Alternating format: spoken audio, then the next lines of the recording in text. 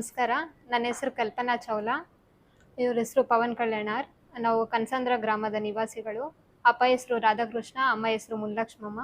ಎಮ್ಮೆನತ್ತ ಗ್ರಾಮ ಪಂಚಾಯತಿ ಮತ್ತು Mulbagal taluk.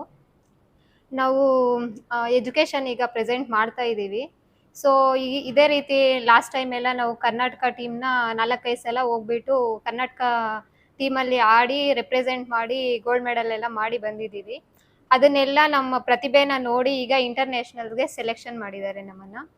So ಇಂಟರ್ನ್ಯಾಷನಲ್ಸ್ಗೆ selections ಆಯಿತು. ಬಟ್ ನಮ್ಮ ಒಂದು ತಾಲೂಕ್ ಲೆವೆಲಲ್ಲಿ ನಾವು ಕರ್ನಾಟಕ ಸ್ಟೇಟ್ನ ರೆಪ್ರೆಸೆಂಟ್ ಮಾಡಿದ್ದೀವಿ ಅಂತಲೂ ಯಾರಿಗೂ ಗೊತ್ತಿಲ್ಲ. ಮತ್ತು ಇಂಟರ್ನ್ಯಾಷನಲ್ಸ್ಗೆ ಹೋಗ್ತಾ ಇದ್ದೀವಿ ಅಂತಲೂ ಯಾರಿಗೂ ಗೊತ್ತಿಲ್ಲ.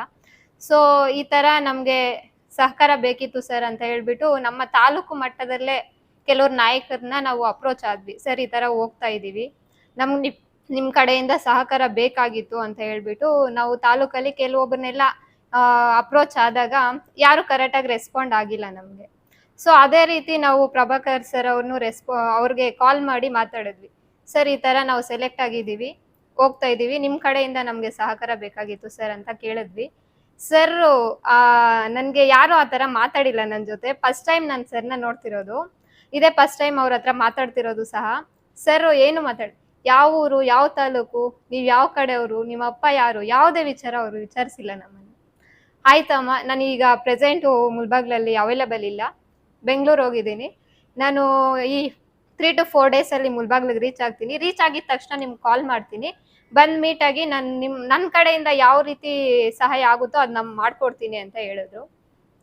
ಸರಿ ಅಂತ ಹೇಳಿ 2 ಡೇಸ್ ಬಿಟ್ಕೊಂಡು ಸರೇ ಕಾಲ್ ಮಾಡಿ ನಮಗೆ ಅಪ್ರೋಚ್ ಆದರು. ಈ ಥರ ನಾನು ಬರ್ತಾ ಇದ್ದೀನಮ್ಮ 19th 1 o'clockಗೆ ರೀಚ್ ಆಗ್ತೀನಿ, ಬಂದು ಮಾತಾಡಿ ಅಂತ ಹೇಳಿದ್ರು.